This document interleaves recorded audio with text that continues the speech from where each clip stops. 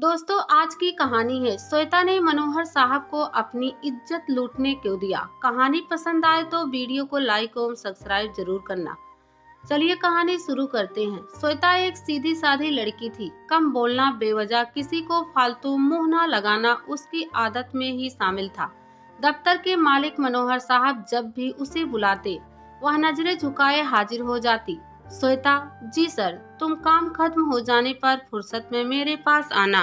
जी sir, कहते हुए श्वेता दरवाजा खोलती और बाहर अपनी केबिन की तरफ बढ़ जाती। उसने कभी भी मनोहर साहब की तरफ ध्यान से देखा भी नहीं था कि उसकी आंखों में उसके लिए कुछ है। अगले महीने तरक्की होनी थी। पूरे दफ्तर में मार्च के इस महीने का सबको इंतजार रहता था। मनोहर साहब अपने दफ्तर में बैठे श्वेता के बारे में ही सोच रहे थे कि शायद 2 साल के बाद वह उनसे गुजारिश करेगी। पिछले साल भी उन्होंने उसकी तरक्की नहीं की थी और न ही तनख्वाह बढ़ाई थी, जबकि उसका काम बढ़िया था। इस बार मनोहर साहब को उम्मीद थी कि श्वेता के कहने पर वे उसकी तरक्की कर उसे अपने करीब लाएंगे, जिससे वे अपने मन की बात कह सकेंगे।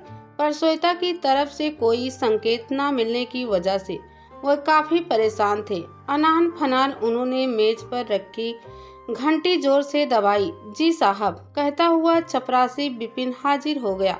बिपिन, देखना श्वेता क्या कर रही है। अगर वह खाली हो तो उसे मेरे पास भेज दो।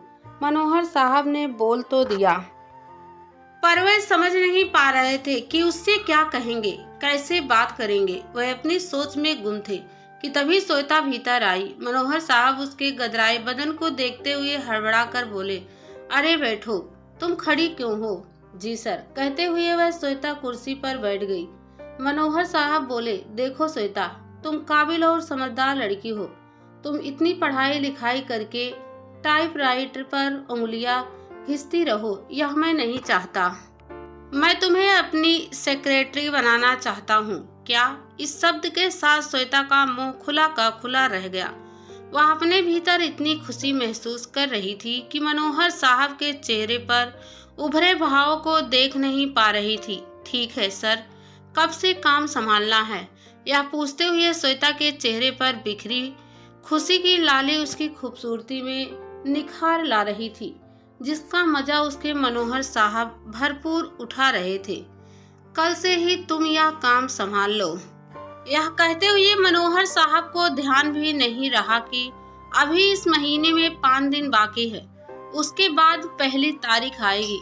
मनोहर साहब के कल से जवाब के बदले में श्वेता ने कहा, ठीक है सर, और जाने के लिए कुर्सी छोड़कर खड़ी हो गई।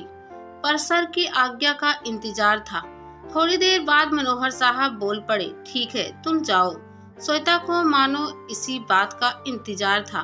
वह अपनी इस खुशी को अपने परिवार में बांटना चाहती थी। वह अपना पर्स टटोलते हुए अपने केबिन में पहुंची और वहां सभी कागज वगैरह ठीक करके घर के लिए चल पड़ी। श्वेता अपने परिवार के पसंद की खाने की चीजें लेकर घर पहुंची। रास्ते में उसके जेहन में वे पल घूम रहे थे जब 3 साल पहले उसके पिताजी की मौत हो गई थी। 1 साल तक माँ ही परिवार की गाड़ी चलाती रहती थी। श्वेता ने बीए पास करते ही नौकरी शुरू कर दी थी ताकि उसकी दोनों छोटी बहनें पढ़ सके। एक छोटा भाई सागर था जो अभी तीसरी क्लास में था। श्वेता के 12वीं के इम्तिहान के बाद ही सागर का जन्म हुआ था। तीनों बहनों का लाडला था सागर, पर पिता का प्यार उसे नहीं मिल सका था। श्वेता को अपनी सोच में गुम हुए पता न चला कि घर आ चुका था। रोको भैया, रोको, मुझे यहीं उतरना है, कहते हुए श्वेता ने पैकेट संभालते हुए ऑटो रिक्शा का पैसा चुकता किया और घर की सीढ़ियों पर चढ़ते ही घंटी बजाई। छोटी बहन संगीता ने दरवाजा खोला। सबसे छोटी बहन सरोज भी उसके साथ थी। दीदी के हाथों में पॉकेट देखकर दोनों बहनें हैरान थी। अभी वे कुछ कहती उससे पहले श्वेता बोल पड़ी, लो सरोज, आज हम सब बाहर का खाना खाएंगे। इसके बाद वे तीनों भीतर आकर माँ के पास बैठ गई। माँ भी श्वेता को देख रही थी। तभी वह बोली, माँ, आज मैं बहुत खुश हूँ। अब आपको चिंता नहीं करनी पड़ेगी। आप खुले हाथों से खर्च कर सकती हैं। अब मुझे 10,000 रुपये तनख्वाह मिला करेंगी। श्वेता की बातें सुनकर माँ और ज्यादा हैरान हो गई। श्वेता ने आगे कहा, मैं अपनी बहनों को इंजीनियर और डॉक्टर बनाऊंगी। अब इनकी पढ़ाई नहीं रुकेगी। कहते हुए श्वेता के चेहरे पर ऐसे भाव आ गए जो पिता की मौत के बाद कॉलेज छोड़ते हुए आए थे। श्वेता की तरक्की से पूरा दफ्तर हैरान था। काम्या तो इस बात से हैरान थी कि श्वेता ने कैसे मनोहर साहब से अपनी तरक्की करवा ली। अगर उसे पता होता कि मनोहर साहब भी मैनेजर जैसे हैं, तो वह अपना ब्रह्मपाशा मनोहर सर पर ही चलाती। वह फालतू ही मैनेजर के चक्कर में पड़ गई। उसे अपने आप पर गुस्सा आ रहा था। काम्या चालबाज लड़की थी। उसने आते ही मैनेजर को अपने मायाजाल में फांसकर अपनी तरक्की करा ली थी। पर यह सब दफ्तर का कोई मुलाजिम नहीं जानता था। वह वहां सामान्य ही रहती थी, भले ही अपनी पूरी रात मैनेजर के साथ बिताती थी। एक दिन काम्या ने श्वेता से कह दिया कि बहुत लंबा तीर मारा है तुमने सीधी साधी बनकर, पर श्वेता उसका मतलब ना समझ पाई। 4 महीने बीत चुके थे। एक दिन किसी समारोह में श्वेता भी मनोहर साहब के साथ गई। साहब बहुत खुश नजर आ रहे थे। दफ्तर का ही कार्यक्रम था। श्वेता से उनकी खुशी छुपी नहीं रही। उसने पूछ ही लिया, सर आज कोई खास बात है क्या? हाँ श्वेता, तुम्हारे लिए खुशखबरी है। कहते हुए वह मुस्कुराने लगे। मेरे लिए क्या? हैरान श्वेता देखती रह गई। समारोह खत्म होने पर तुम साथ चलना। कहते हुए श्वेता का जवाब जाने बिना मनोहर साहब दूसरी तरफ चले गए, पर वह विचलित हो गई कि आखिर क्या बात होगी। समारोह तकरीबन 4 बजे खत्म हुआ और साहब के साथ गाड़ी में चल पड़ी। वह राज जानने जो उसके साहब को खुश किए था और उसे भी कोई खुशी मिलने वाली थी। एक फ्लैट के सामने गाड़ी रुकी और साहब ताला खोलने लगे। अंदर हॉल में दीवान बिछा था, सोफे भी लगे थे। ऐसा लग रहा था कि यहाँ कोई रहता है। सभी चीजें साफ सुथरी लग रही थी। बैठो, मनोहर साहब ने कहा तो वह भी बैठ गई और साहब की तरफ देखने लगी।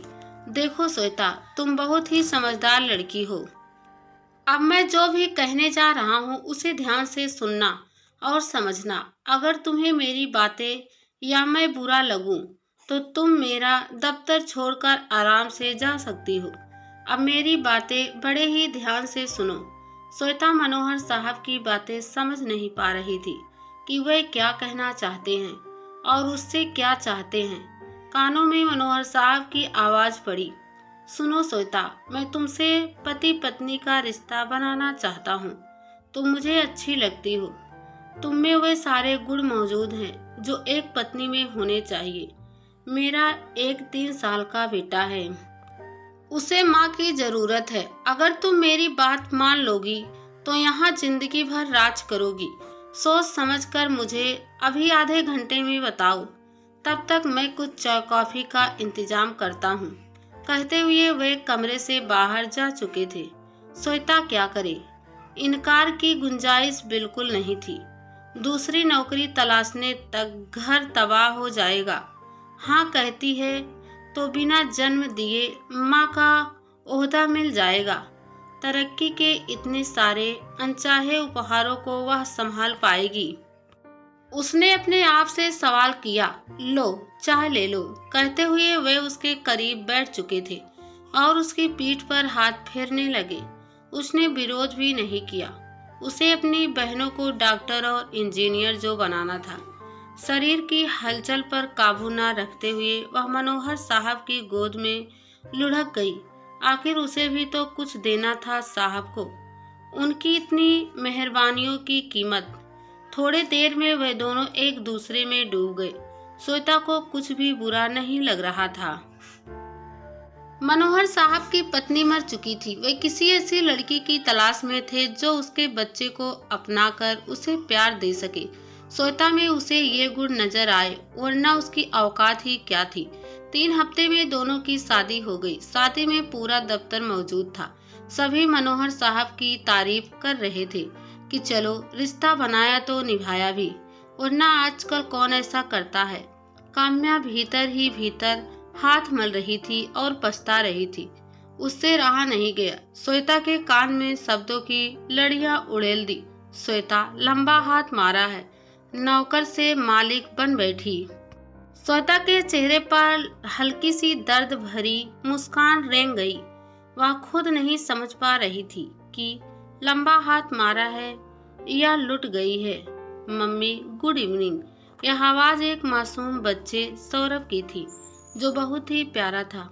मनोहर साहब उसका हाथ पकड़े खड़े थे, शायद माँ बेटे का एक दूसरे से परिचय कराने के लिए। पर बिना कुछ पूछे श्वेता ने सौरभ को उठाकर अपने सीने से लगा लिया, क्योंकि उसे अपनी तरक्की से कोई गिला नहीं था। उसे तरक्की में मिले तोहफे से यह तोहफा अनमोल था।